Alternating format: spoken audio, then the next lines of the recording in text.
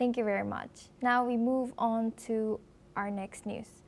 Now we have a breaking news. At least 89 people have been killed in intense clashes between Druze fighters and Sunni Bedouin tribes in Syria's southern Sweida province, according to the Syrian Observatory for Human Rights.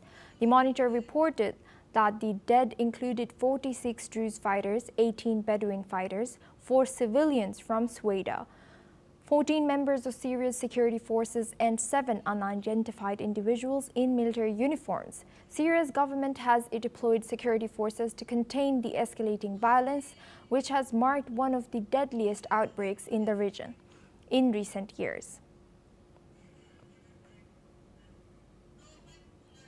Now we're joined by Rohan Gunaratna. He's an international affairs expert joining us live from Singapore. Thank you, Rohan, for joining us today.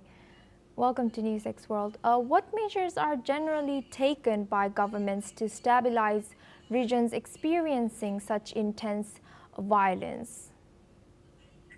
Asuma, the Syrian regime led by Abu Muhammad al-Jolani, known as Abu Shara, he has dispatched his fighters, mostly from the group called the Hayat Tahrir al-Sham that has formed now the Syrian government. These troops have gone to the Druze region.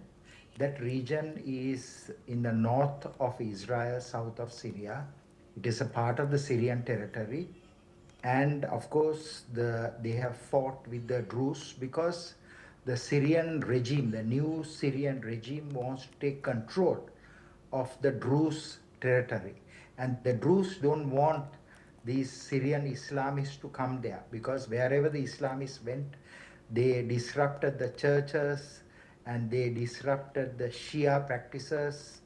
And now, of course, they want to disrupt the Druze because they want to spread Islamism, which is a political form of Islam. And they don't want that. They want to continue with their traditional ways.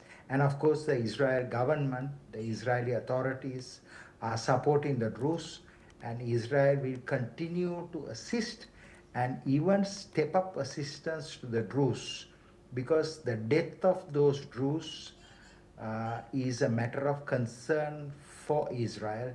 Israel has always been very friendly and very good to the Druze.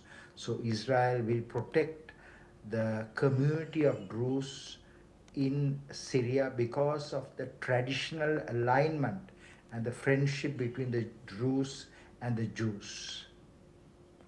And Rohan, what are the typical challenges faced by security forces when deployed to contain such violent clashes?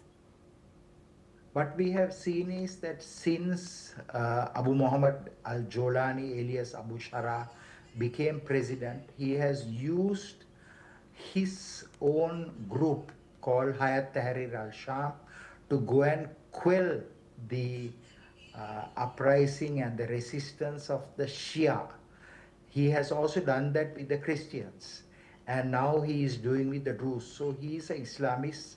He wants to impose Sharia Islam or Islamic law. And of course, Syria should never be a place where Sharia Islam is practiced, because Syria is a place where there are non-Muslims also. So it is in the strategic interests of the Muslim leaders to advise Abu Shara not to do that, but to have a secular state where there is peace and stability and security for all communities, all ethnic groups and all religious groups. Thank you, Rohan Gunaratna. You please stay with us as we move on to our next news.